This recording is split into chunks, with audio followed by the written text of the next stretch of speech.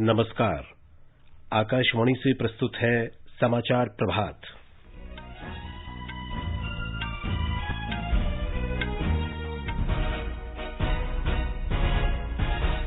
प्रधानमंत्री नरेंद्र मोदी ने कहा, तकनीक और आधुनिक प्रसंस्करण सुविधाओं से भारत शीघ्र ही कृषि निर्यात के बड़े केंद्र के रूप में उभरेगा।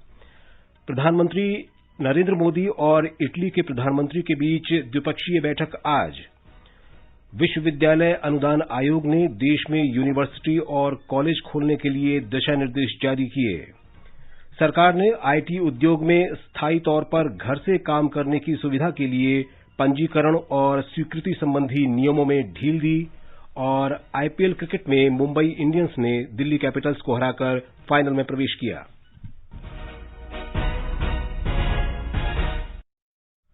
समाचार प्रभात में फरहत नाज के साथ मैं विशाल शर्मा।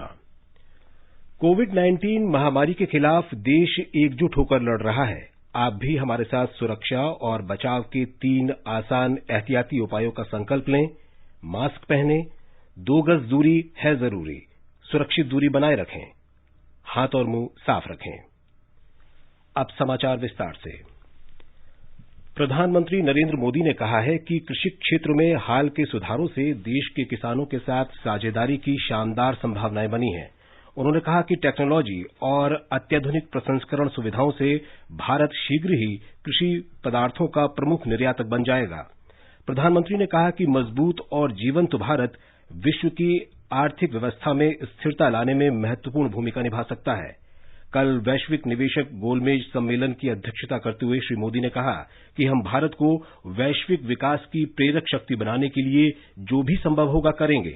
उन्होंने कहा कि भारत वो जगह है जहां निवेशक विश्वसनीयता, स्थिरता, निरंतरता और प्रदूषण मुक्त विकास के अवसरों के साथ मुनाफा भी कमा सकते हैं।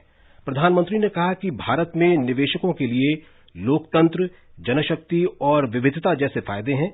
उन्होंने कहा कि भारतीय अर्थव्यवस्था का लचीलापन हमारी व्यवस्था की ताकत, जनता के सहयोग और नीतियों की स्थिरता से प्रेरित है।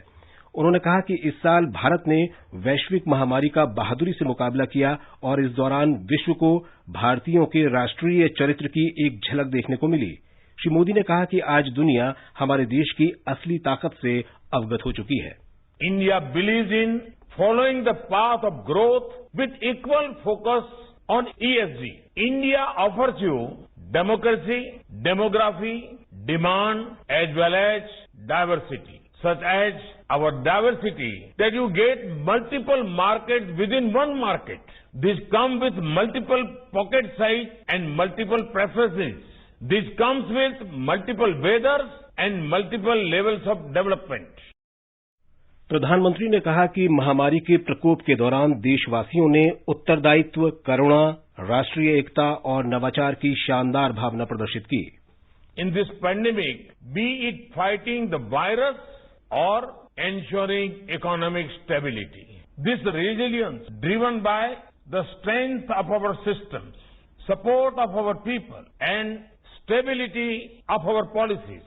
It is because of the strength of our systems that we could provide food grains to around 800 million people, money to 420 million people, and free cooking gas to around 80 million families. प्रधानमंत्री नरेंद्र मोदी और Italy के प्रधानमंत्री गुसेपे Conte आज एक virtual द्विपक्षीय बैठक करेंगे। बैठक के दौरान दोनों नेता द्विपक्षीय संबंधों की विस्तार से समीक्षा करेंगे और एक दूसरे से जुड़े बड़े क्षेत्रीय और वैश्विक मुद्दों पर अपने विचार साझा करेंगे। हमारे संवाददाता ने बताया है कि बैठक के दौरान कई सरकारी और निजी क्षेत्र के समझौतों को अंतिम रूप दिया जाएगा। भारत और इटली के बीच बहुआयामी संबंध हैं। यह संबंध समान लोकतांत्रिक परंपराओं, ऐतिहासिक संबंधों, अंतर्राष्ट्रीय शांति और स्थिरता के साझा लक्ष्य पर आधारित है। जर्मनी, बेल्जियम, ब्रिटेन और फ्रांस के बाद यूरोपीय संघ में इटली भारत का 5वां सबसे बड़ा व्यापारिक भागीदार है। दोनों देशों के बीच 2019 में 9 अरब 52 यूरो का व्यापार हुआ था। करीब 600 बड़ी इतालवी कंपनियां भारत में सक्रिय है, जो फैशन और वस्त्र, बुनियादी ढांचे, रसायन, ऊर्जा और बीमा से संबंधित है। इसके अलावा कई भारतीय कंपनियां भी इटली में सक्रिय है। दीपेंद्र कुमार, आकाशवाणी समाचार, दिल्ली। भारत ने इंडोनेशिया के साथ कोयलों को लेकर 5वें संयुक्त कार्यकारी समूह की बैठक की सफलतापूर्वक मेजबानी की। भारतीय पक्ष की ओर से कोयला मंत्रालय में अतिरिक्त सचिव विनोद कुमार तिवारी और इंडोनेशिया के ऊर्जा खनिज संसाधन मंत्रालय में खनिज और कोयला निदेशक जॉनसन पाकपहान ने बैठक की संयुक्त रूप से अध्यक्षता की।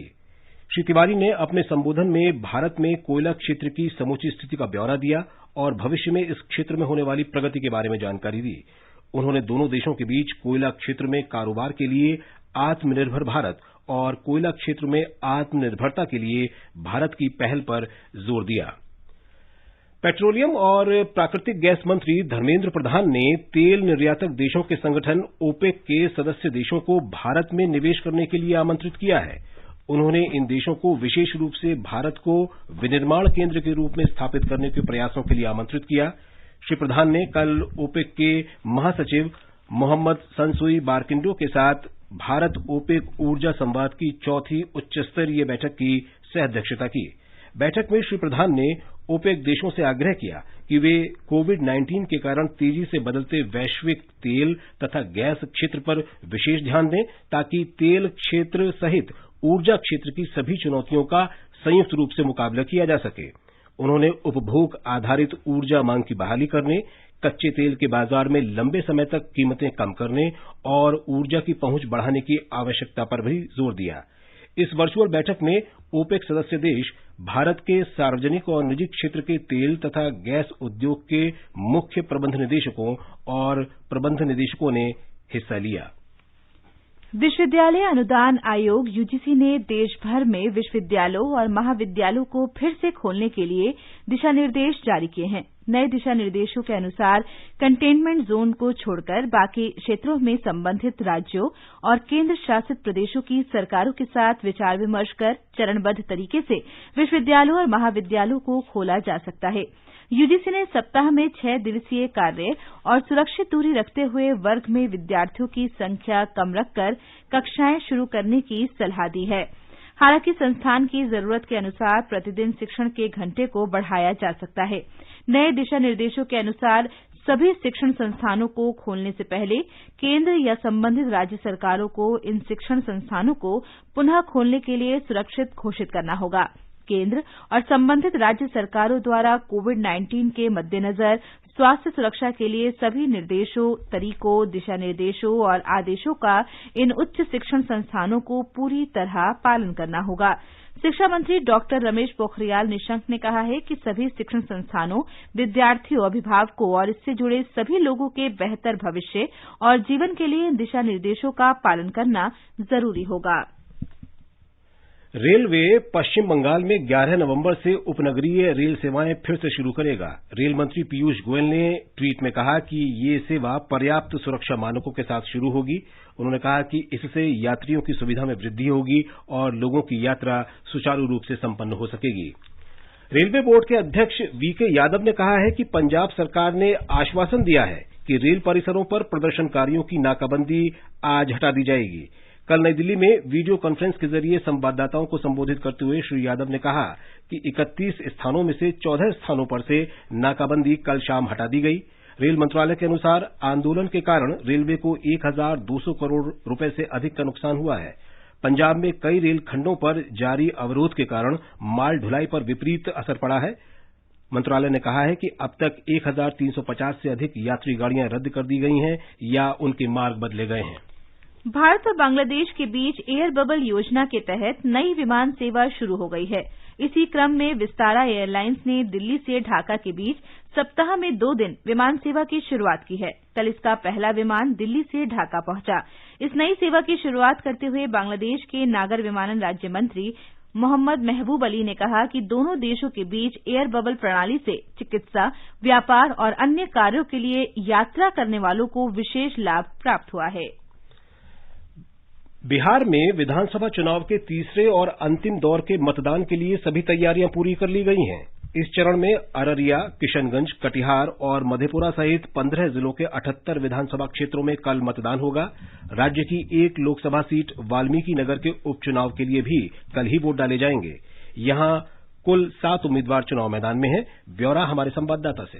तीसरे और अंतिम चरण के मतदान के दौरान 2,35,00,000 से अधिक मतदाता 1,204 उम्मीदवारों के राजनीतिक भविष्य का फैसला करेंगे। इनमें 110 महिलाएं शामिल हैं। मतदान सुबह 7 बजे से शाम 6 बजे तक होगा। मुख्य निर्वाचन पदाधिकारी HR श्रीनिवास ने बताया कि नक्सल प्रभावित 4 विधानसभा क्षेत्र वाल्मीकि नगर, रामनगर, सिमरी बख्तियारपुर और महिषी में 4 बजे तक ही वोट डाले जा सकेंगे। इन विधानसभा क्षेत्रों में स्वतंत्र और निष्पक्ष चुनाव सुनिश्चित करने के लिए अतिरिक्त सुरक्षा बल तैनात किए गए हैं। आकाशवाणी समाचार के लिए पटना से कृष्ण कुमार लाल। इस चरण में राष्ट्रीय जनतांत्रिक गठबंधन NDA में शामिल दलों में भारतीय जनता पार्टी 35, जनता दल यूनाइटेड 37 और विकासशील इंसान पार्टी 4 सीटों पर चुनाव लड़ रही हैं। वहीं महागठबंधन में शामिल राष्ट्रीय जनता दल 46, कांग्रेस 25 और CPI ने 2 सीटों पर अपने उम्मीदवार खड़े किए हैं। लोक जनशक्ति पार्टी के भी 42 उम्मीदवार चुनाव मैदान में हैं। प्रधानमंत्री नरेंद्र मोदी ने कहा है कि ये बात बड़े गर्व की है कि बिहार चुनाव में इस बार चर्चा का मुख्य विषय विकास रहा है। बिहार के लोगों को लिखे पत्र में श्री मोदी ने विश्वास व्यक्त किया है कि केंद्र की NDA और बिहार की जनता दल यूनाइटेड भाजपा की सरकारों के डबल इंजन से बिहार इस दशक में विकास के नए कीर्तिमान स्थापित करेगा। प्रधानमंत्री ने कहा कि वे बिहार के विकास के लिए कृत संकल्प हैं।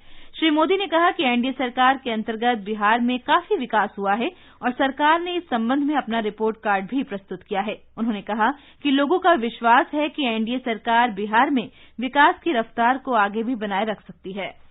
आगे बढ़ने से पहले एक नजर मुख्य समाचारों पर।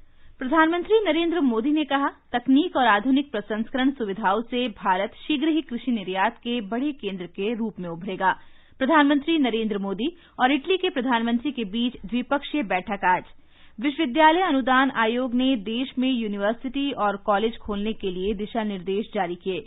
सरकार ने IT उद्योग में स्थायी तौर पर घर से काम करने की सुविधा के लिए पंजीकरण और स्वीकृति संबंधी नियमों में ढील दी।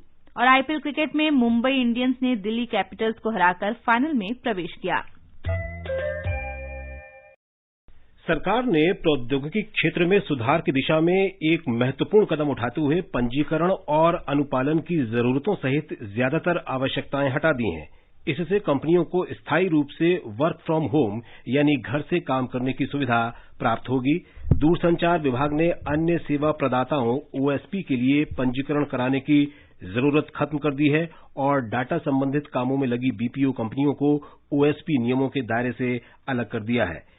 IP के लिए बैंक गारंटी जमा करने, दायित्वों के बारे में बार-बार जानकारी देने, नेटवर्क डायग्राम का प्रकाशन करने, जुर्माने का प्रावधान करने सहित कई जरूरतें हटा दी गई हैं।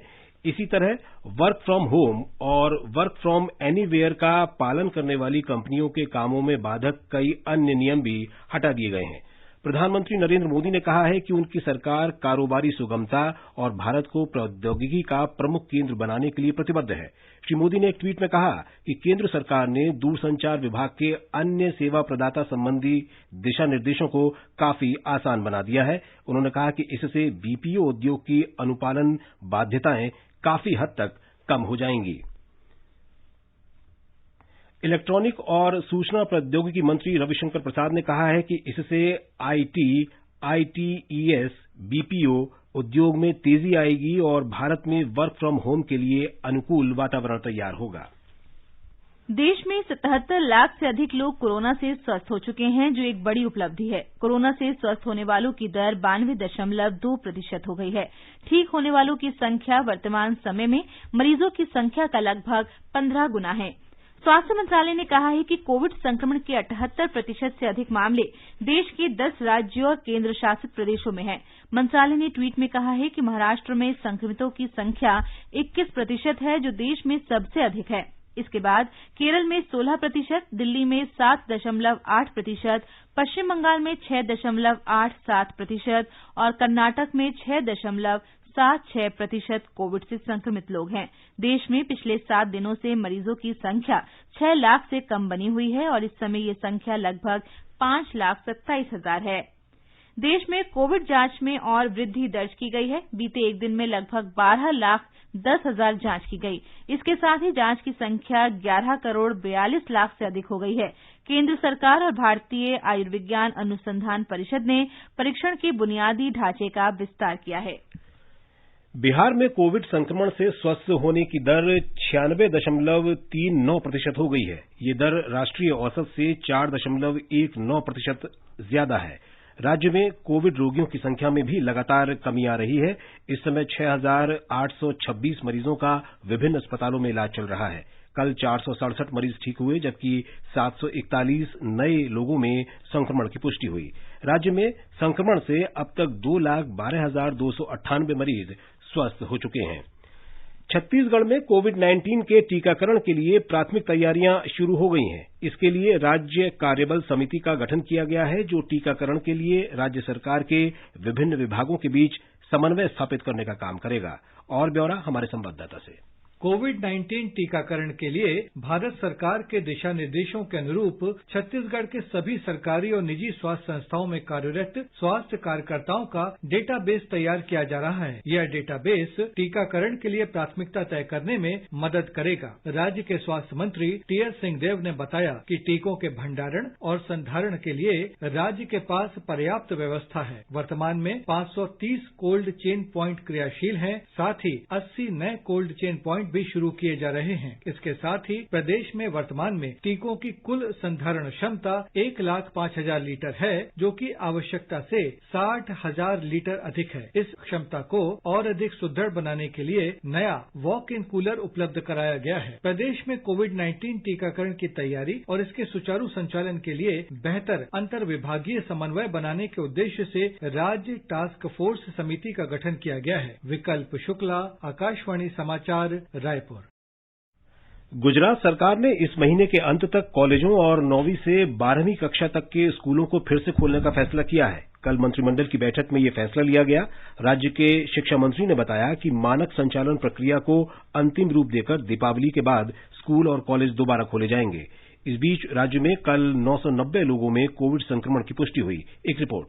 गुजरात में कोविड-19 संक्रमण के अब तक 1,77,598 मामले सामने आ चुके हैं, जिसमें से 1,61,525 मरीज ठीक हो चुके हैं। कल 1,055 मरीजों के ठीक होने के साथ अस्पतालों से छुट्टी दी गई। राज्य में मरीजों के ठीक होने की दर बढ़कर 90.95 हो चुकी है। राज्य में अब तक 63,13,000 से अधिक लोगों का परीक्षण किया जा चुका है। संक्रमण के सबसे अधिक 217 नए मामले कल सूरत में दर्ज हुए, जबकि अहमदाबाद में 173 मामले सामने आए। राज्य में इस वक्त 12,326 सक्रिय मामले हैं, जिसमें से 67 मरीजों को वेंटिलेटर पर रखा गया है। कल 7 मरीजों की मृत्यु के साथ राज्य में कोविड-19 से जान गंवाने वाले मरीजों की संख्या 3,747 हो गई है। योगेश पंड्या, आकाशवाणी समाचार, अहमदाबाद।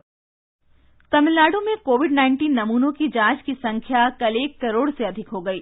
इसकी संख्या के अनुसार ये उपलब्धि पिछले रविवार को ही हासिल हो गई थी। इस बीच राज्य में कोविड मरीजों की संख्या 19,061 हो गई है। कल चेन्नई में 621 लोगों सहित राज्य में 2,348 लोगों में संक्रमण की पुष्टि हुई। एक रिपोर्ट। तमिलनाडु में कोविड महामारी की स्थिति में उल्लेखनीय विशेषता ये है कि संक्रमण के फैलाव में बच्चों की भागीदारी लगभग 3.55% है। राज्य के स्वास्थ्य विभाग द्वारा जारी बुलेटिन के अनुसार कुल 26,182 बच्चे कोविड से संक्रमित हैं। हालांकि मां से बच्चे में संक्रमण फैलने की दर 2% से कम है। राज्य के चिकित्सकों ने यह देखा है कि जब माता मास्क लगाकर शिशु को स्तनपान करवाती है तो संक्रमण फैलने की दर 0 हो जाती है। चेन्नई से जयसिंह की रिपोर्ट के साथ समाचार कक्ष से अपर्णा सिंह। केंद्रीय स्वास्थ्य मंत्रालय ने कोविड महामारी को देखते हुए विदेशों से आने वाले लोगों के लिए नए दिशा निर्देश जारी किए हैं। सभी यात्रियों को निर्धारित यात्रा से कम 72 घंटे पहले संबंधित स्वास्थ्य काउंटर पर पहुंचना होगा या ऑनलाइन पोर्टल www.newdelhiairport.in पर स्वघोषणा पत्र देना होगा। यात्रियों को संबंधित विमानन कंपनियों के माध्यम से एक स्वघोषणा पत्र देना होगा ताकि उन्हें यात्रा करने की अनुमति मिल सके। वे 14 दिनों के लिए अपने घर पर अलग रहकर या स्वयं की निगरानी के लिए सरकारी निर्देशों का पालन करेंगे। 10 वर्ष या उससे कम उम्र के बच्चे, गर्भवती महिलाएं, परिवार में किसी की मृत्यु, माता पिता की गंभीर बीमारी जैसे कारणों के लिए होम क्वारंटीन की अनुमति दी जा सकती है। नेगेटिव आरटी-पीसीआर जांच रिपोर्ट देने के साथ ही यात्री होम क्वारंटीन की छूट ले सकते हैं। ये जांच यात्रा शुरू करने से पूर्व 72 घंटे पहले की होनी चाहिए। खादी की ऑनलाइन बिक्री ने इस दीपावली पर दिया बनाने वाली महिलाओं को आत्मनिर्भर बनाने के लिए बहुत अच्छा अवसर प्रदान किया है। खादी और ग्रामोद्योग आयोग ने इस वर्ष पिछले महीने की 8 तारीख से पहली बार दीयों की ऑनलाइन बिक्री शुरू की थी और 1 महीने के भीतर करीब 10,000 दीयों की ऑनलाइन की बिक्री कर चुका है। इसके शुभारंभ से ही मिट्टी के दीयों की मांग में तेजी देखी गई और 10 दिनों से कम समय में ही सभी डिजाइनर दीयों की बिक्री हो गई। सूक्ष्म, लघु और मध्यम उद्यम मंत्रालय ने कहा कि आयोग ने इन दीयों को खरीदने पर 10% की छूट भी दी है। खादी के डिजाइनर दिए www.khadiindia.gov.in पर उपलब्ध है। आयोग दिल्ली और दूसरे शहरों में अपने बिक्री केंद्रों के माध्यम से दीयों और मिट्टी से बनी लक्ष्मी गणेश की मूर्तियों और अन्य सजावट के सामान भी बिक्री के लिए उपलब्ध करा रहा है। ये मूर्तियां वाराणसी, राजस्थान, हरियाणा और अन्य राज्यों में कुम्हारों द्वारा बनाई जा रही हैं और इस व्यवसाय से जुड़े लोगों को अच्छी आय भी प्रदान कर रहा है। उत्तर प्रदेश सरकार ने दिवाली के अवसर पर अयोध्या में सरयू नदी के घाटों पर दीपोत्सव मनाने का फैसला किया है। इस अवसर पर करीब 6 लाख दिए रोशन करने का कार्यक्रम है। ब्यौरा हमारे संवाददाता से। दीपोत्सव का आयोजन 11 से 13 नवंबर के बीच किया जाएगा और मुख्यमंत्री योगी आदित्यनाथ भी इसमें शामिल होंगे। राम मनोहर लोहिया अवध विश्वविद्यालय के लगभग 10,000 स्वयंसेवक 6 लाख दियों को प्रज्वलित करके एक नया विश्व कीर्तिमान स्थापित करने के प्रयास में अपना सहयोग देंगे। ये दिए सरयू के 24 घाटों पर जलाए जाएंगे। अयोध्या के आसपास रहने वाले कुम्हार परिवारों में भी इस आयोजन को लेकर खुशी की लहर है, क्योंकि इन दियों का बड़ा हिस्सा राष्ट्रीय आजीविका मिशन के तहत यहीं के कुम्हार परिवारों से खरीदा जाता है। योगी आदित्यनाथ सरकार द्वारा दीपोत्सव कार्यक्रम का आयोजन 2017 से ही अयोध्या में किया जाता रहा है। प्रदेश के पर्यटन मंत्री नीलकंठ तिवारी ने कहा कि कार्यक्रम के आयोजन के दौरान कोरोना महामारी के मद्देनजर सामाजिक दूरी के सभी मानकों का पालन किया जाएगा। सुशील चंद्र तिवारी, आकाशवाणी समाचार, लखनऊ। मध्य प्रदेश में प्रधानमंत्री नरेंद्र मोदी के आत्मनिर्भर भारत की राह पर चलते हुए राज्य के आजीविका मिशन के सदस्यों ने दीपावली पूजा के लिए उपयोगी 26 वस्तुओं से युक्त एक विशेष उपहार तैयार किया है। राज्य में कई अन्य संगठनों में भी इसी तरह के प्रयास शुरू किए हैं। ब्यौरा हमारे संवाददाता से। आजीविका मिशन के इस दीपावली उपहार पैक की विशिष्टता यह है कि इसे विशुद्ध रूप से पंचगव्य से बनाया गया है। महिला स्वयं सहायता समूह द्वारा बनाया गया यह पैक राज्य के विभिन्न मॉल में मात्र 399 रुपए में उपलब्ध है। मॉल के अलावा लोग आजीविका ऐप के माध्यम से भी इसे ऑनलाइन खरीद सकते हैं। इस पैक में देवी लक्ष्मी की मूर्ति, मिट्टी के दीपक, नारियल, हवन सामग्री, रंगोली के रंग और घी सहित 26 वस्तुएं हैं। आजीविका मिशन की इस पहल का समर्थन करते हुए मुख्यमंत्री शिवराज सिंह चौहान ने कहा कि सरकार राज्य में स्थानीय रूप से निर्मित सामानों की ब्रांडिंग में सहायता करेगी। मुख्यमंत्री ने कहा कि आजीविका मिशन सरकार की प्राथमिकता है, क्योंकि स्वयं सहायता समूहों की आर्थिक गतिविधियों में वृद्धि होने से महिलाएं भी वित्तीय रूप से आत्मनिर्भर बनेंगी। संजीव शर्मा, आकाशवाणी समाचार, भोपाल। महाराष्ट्र के मुख्यमंत्री के कार्यालय में एक विशेष प्रकोष्ठ का गठन किया जाएगा, जिसमें महिलाओं से संबंधित योजनाओं में तेजी लाई जाएगी और मौजूदा योजनाओं में आ रही बाधाओं को दूर किया जाएगा। ये जानकारी देते हुए मुख्यमंत्री उद्धव ठाकरे ने बताया कि सेवा क्षेत्र में भारी वृद्धि को देखते हुए महिलाओं को भी इन क्षेत्रों में आगे आना चाहिए। एक रिपोर्ट। महाराष्ट्र के मुख्यमंत्री उद्धव ठाकरे ने कहा है कि महिला सशक्तिकरण की योजनाओं में तेजी लाने और मौजूदा योजनाओं में बाधाओं को दूर करने के लिए मुख्यमंत्री कार्यालय में एक विशेष कक्ष का गठन किया जाएगा। उन्होंने महिला उद्यमियों से स्वयं सहायता समूहों और उनके पारंपरिक उत्पादों से आगे बढ़कर नए अवसरों को चुनने की अपील की है। महिलाओं के जीवन स्तर में सुधार हेतु उत्पादकता बढ़ाते हुए आधुनिक बाजार की मांगों के साथ उत्पादकता को जोड़ना आवश्यक है। इसके लिए महिला आर्थिक विकास महामंडल और उम्मीद की गतिविधियों को व्यापक रूप देकर महिलाओं के लिए प्रशिक्षण और क्षमता निर्माण कार्यक्रम अधिक तेजी से शुरू किए जाने चाहिए। माधुरी पांगे, आकाशवाणी समाचार, मुंबई। आईपीएल क्रिकेट में कल रात दुबई में मुंबई इंडियंस पहले क्वालीफायर में दिल्ली कैपिटल्स को 57 रन से हराकर फाइनल में पहुंच गई। मुंबई ने पहले बल्लेबाजी करते हुए 20 ओवर में 5 विकेट पर 200 रन बनाए। जवाब में दिल्ली कैपिटल्स की टीम 20 ओवर में 8 विकेट पर 143 रन ही बना पाई। आज एलिमिनेटर राउंड में रॉयल चैलेंजर्स बेंगलौर और सनराइजर्स हैदराबाद के बीच मुकाबला होगा। दूसरा क्वालीफायर मैच रविवार को खेला जाएगा। ये समाचार हमारी वेबसाइट newsonair.com/hindi पर भी उपलब्ध हैं। और अब आज के समाचार पत्रों की सुर्खियों के साथ हैं फरहत नाज। धन्यवाद विशाल। राजधानी में बढ़ते वायु प्रदूषण को देखते हुए दीपावली पर पटाखे जलाने पर प्रतिबंध के दिल्ली सरकार के फैसले को आज के सभी समाचार पत्रों ने पहले पन्ने पर जगह दी है। नवभारत टाइम्स की सुर्खी है, ये दिवाली खुशियों वाली लेकिन बिना पटाखों वाली। दिल्ली में 30 तक पटाखे बैन, बेचने खरीदने जलाने पर रोक। हरिभूमि ने लिखा है 30 नवंबर के बाद सिर्फ ग्रीन पटाखे जलाने की अनुमति। वहीं वायु प्रदूषण पर हिंदुस्तान की टिप्पणी है, दिल्ली मौसम की सबसे खराब हवा में सांस ले रही। औसत वायु गुणवत्ता सूचकांक 450 अंक पर रहा। केंद्रीय प्रदूषण बोर्ड के आंकड़ों के हवाले से पत्र लिखता है, पिछले साल 30 दिसंबर के बाद इतने गंभीर स्तर पर पहुंची वायु गुणवत्ता। जल्द कोरोना राजधानी बन सकती है दिल्ली। राजधानी में बढ़ते मामलों पर हाईकोर्ट की कड़ी टिप्पणी को देते हुए जनसत्ता ने यह खबर दी है, दिल्ली में पिछले 24 घंटे में कोरोना के 6,415 नए मामले सामने आए।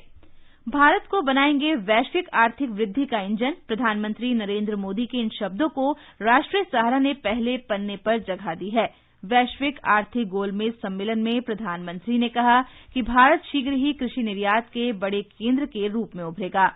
बिहार विधानसभा चुनाव प्रचार के आखिरी दिन पूर्णिया में चुनावी सभा में मुख्यमंत्री नीतीश कुमार की इस घोषणा को राष्ट्रीय सहारा ने प्रमुखता से दिया है, ये मेरा अंतिम चुनाव है।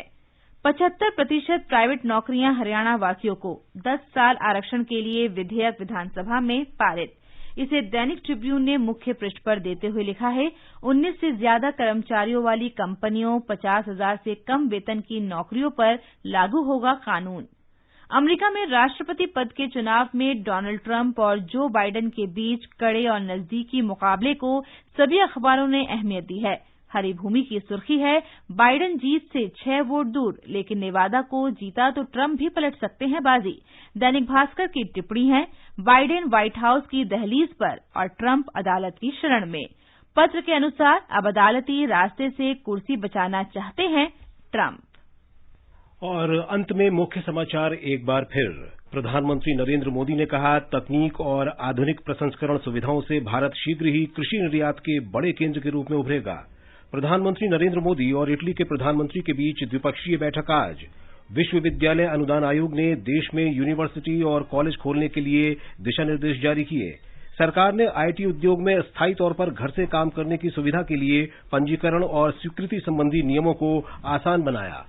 और आईपीएल क्रिकेट में मुंबई इंडियंस ने दिल्ली कैपिटल्स को हराकर फाइनल में प्रवेश किया। इसके साथ ही समाचार प्रभात का ये अंक समाप्त हुआ। नमस्कार।